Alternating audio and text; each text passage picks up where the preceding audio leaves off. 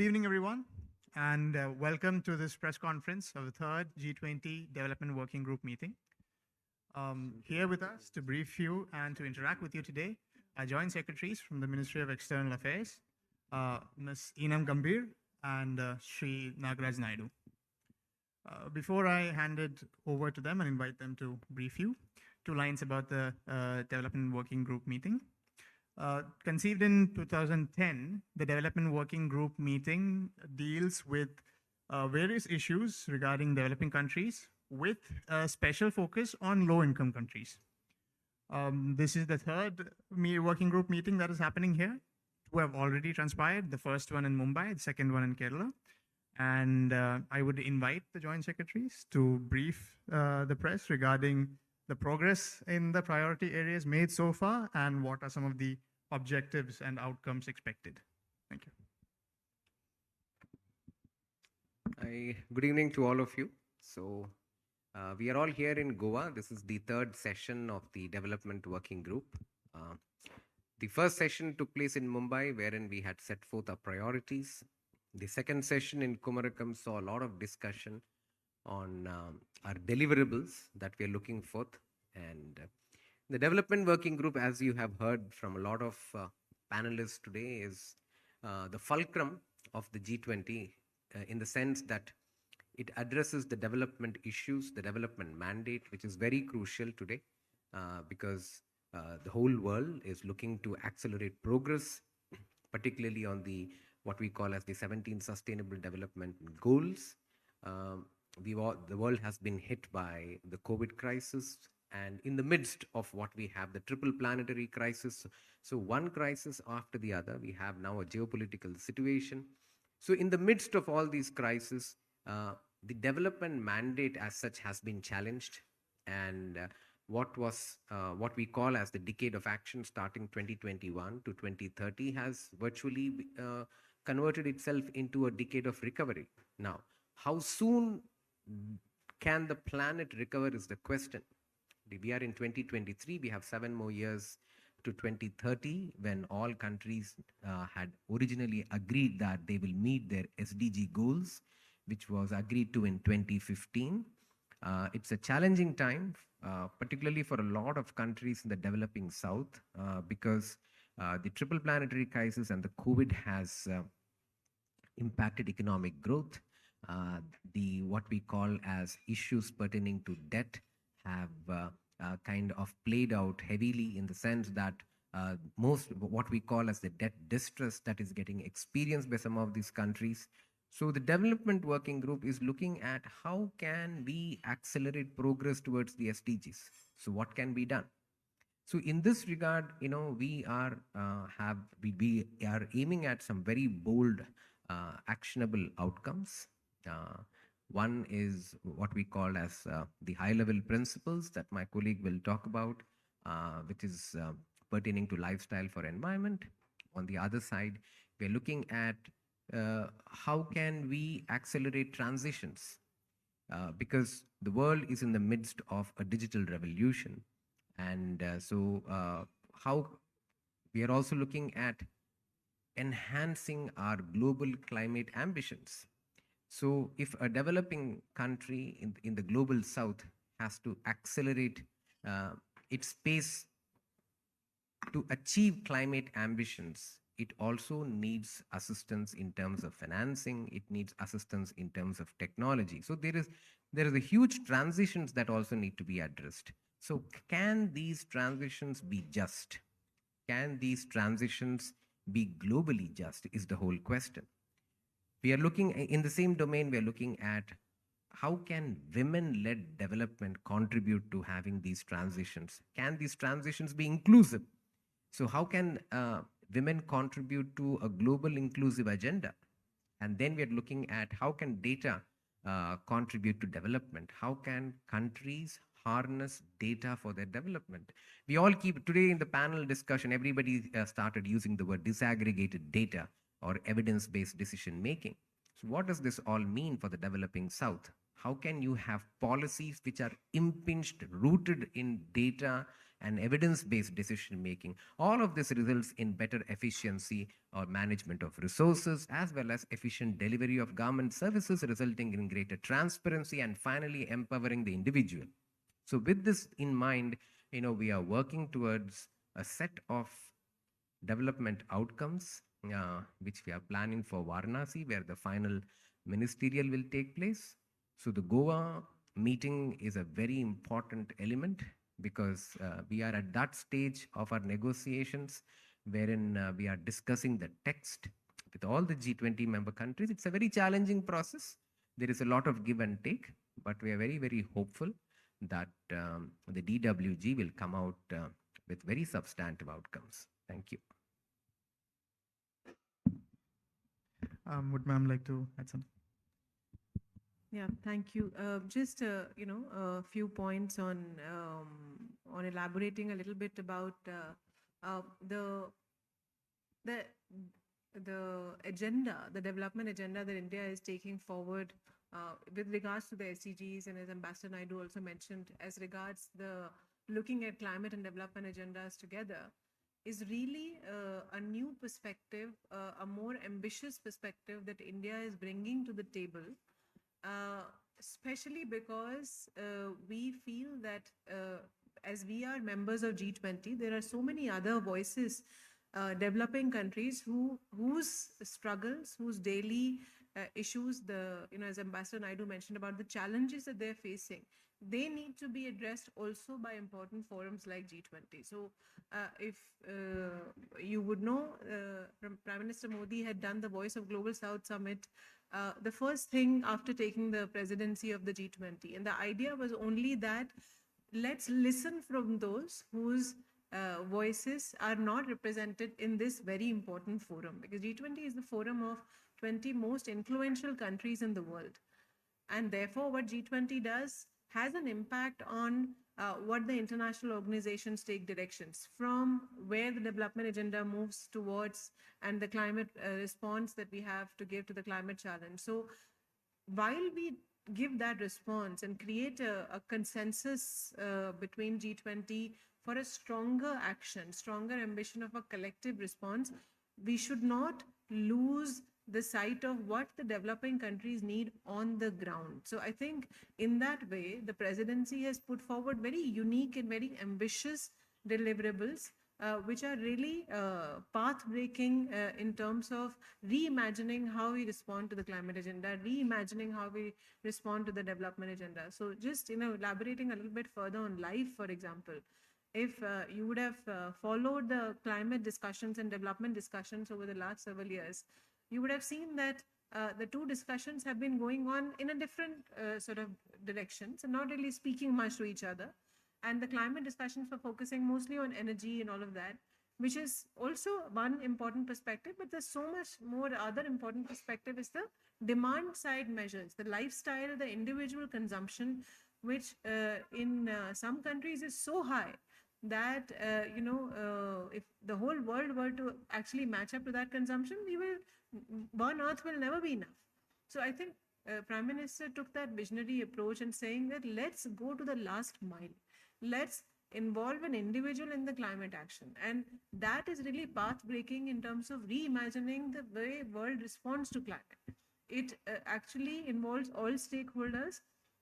It takes the work beyond, centered in, of course, the government collaboration and the big sort of stakeholders in terms of industry, but also the individual. So I think that conversation, and also as Ambassador Naidu mentioned, the transition conversation, the globally just transition conversations that we are starting, ensuring that as the world moves towards net zero, a global transition towards a global net zero, no country is left behind. There are no value chains, which are excluding countries from, any of the future opportunities. So I think these are agendas for the developing countries, for the rest of the world, the developing world that India is bringing to the G20. And we are in a sort of very crucial stage of our discussion where we think that the countries have seen the ambition, they appreciate the ambition that India brings to the table, and they're really engaging very, very steadfastly. This is a meeting where every country, most of the countries are represented by multiple delegates from different departments, from finance, from climate, from development, reflecting how cross-cutting really the nature of development is and how ambitious the agenda that we have put forward.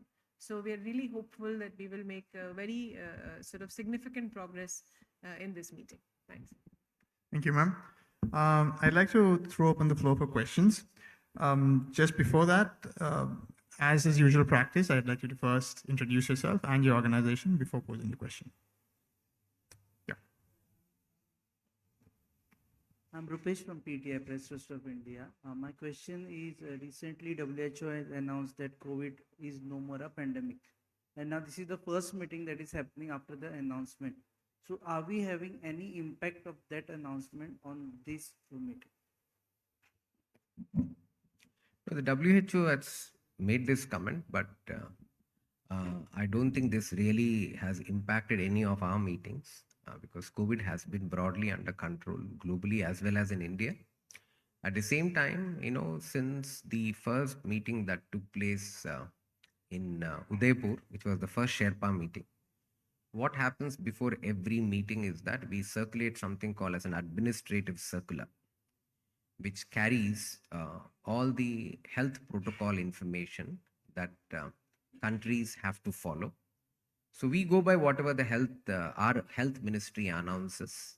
So if now we have been taking precautions at every, for example, even at in Goa, tomorrow we are going to have a meeting. Even at the meeting itself, we have a medical room, etc., all arranged. So we always take precautions for any international conference, whether there is COVID or not. Precautions always need to be in place. So we've identified hospital, etc., and Goa government has been extremely helpful in this regard. But we have our own protocol that we follow for every international conference. So, and all delegations are aware that before they come to India, what are the relevant health protocols, etc. We keep following the directions and the updates given by the health ministry. Any more questions?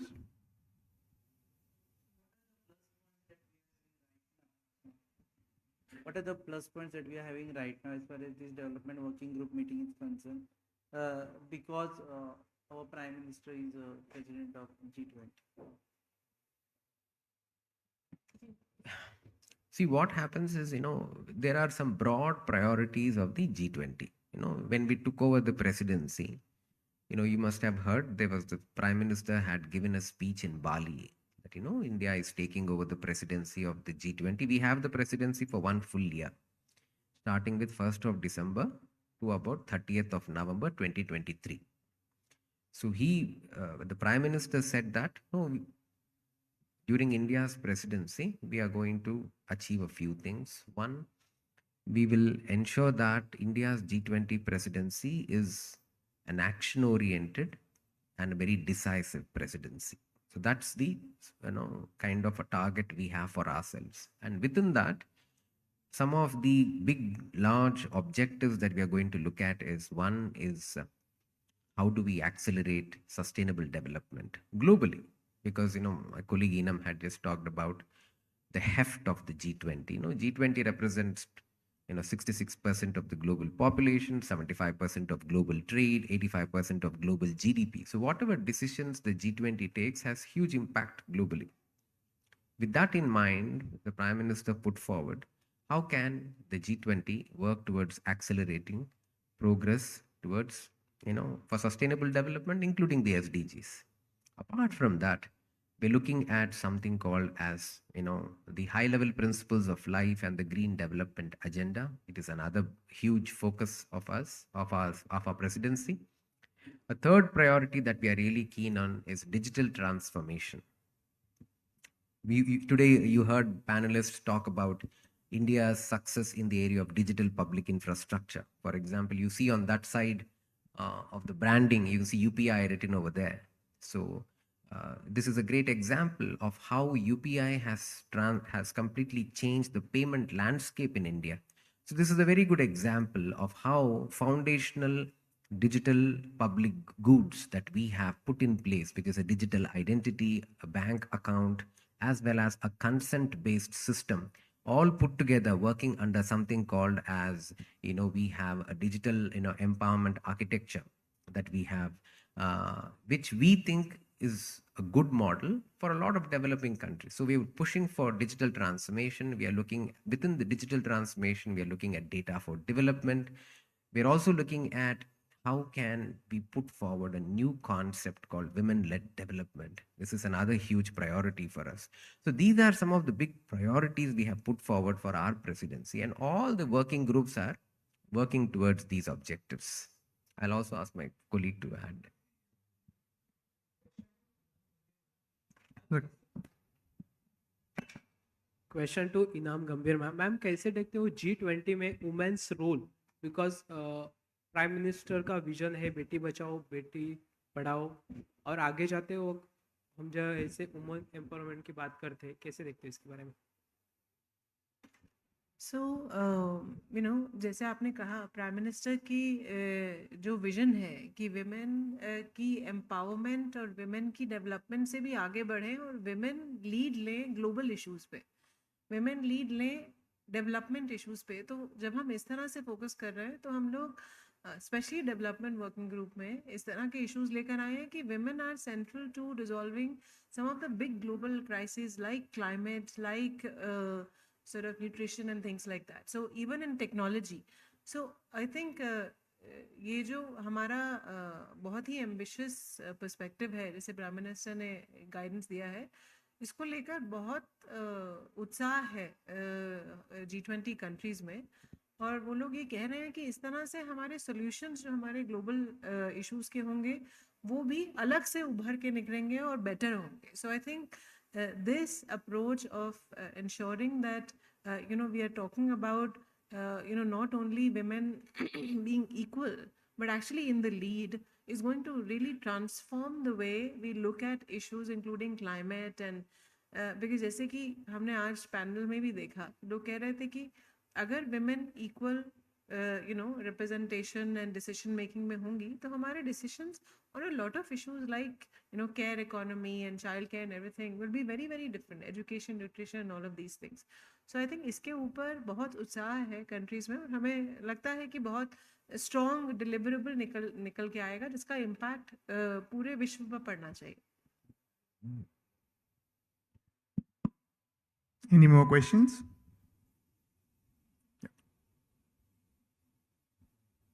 Myself, Soiru Veli from Navin Times. I have a question regarding this one session called Women and Economy. So, how G20 is looking at for strengthening this rural economy for rural women? So, when you talk about women should take lead in development, sustainable development. So, how do you look at this strengthening economy for rural women? See, within the women-led development, which is our huge priority, we have identified 4 areas. Social and economic empowerment is one. Second, how can we bridge the digital divide is second one. Third one, women in the area of climate. And the fourth one is women and nutrition. So in each of these areas, whether you pick social and economic empowerment, we have an action plan. Hamara jo deliverable hai, it's an action plan for women-led development. So within social and economic empowerment, our focus will begin with women in the farm sector. What needs to be done there? So from there, we have taken, how can women in the urban areas, how can they be empowered? So women in the rural areas, what do they need? Land tenure rights. They need access to resources. They need access to financing. Even women in the rural areas needs access to financing. So financial inclusion pe bahut bada zor hai. So how do you ensure that? Same thing in the area when you talk of women and nutrition. Our entire conversation started with how can women in the farm sector, because they are so crucial to global food security, but they are also very crucial to nutritional security. So in the area of farm sector, we focused on how women as the seed keepers, women as nutrition providers can contribute to healthy nutritional outcomes, because women choices, for example, uh, in the production of sustainable crops, nutritional crops such as millets, sorghum that we all heard about today. So we brought in each of these elements. So four of our thematic areas are all, they start with the focus on the farm sector. So we have ensured the intersectionality of issues get addressed. When I say intersectionality, it means everything: urban, rural, peri-urban. So that's how we prepare an action plan. So our women-led development action plan tomorrow, if all the G20 members agree to it, it will get a huge impact globally. So this is, I think, what you will see, going forward. Thank you. I think we have time for one more question if anybody has any. Nope. Okay. Well, I thank everybody for gathering here for this press briefing. I thank you, ma'am, and thank you, sir, for taking time to brief the press here. Thank you.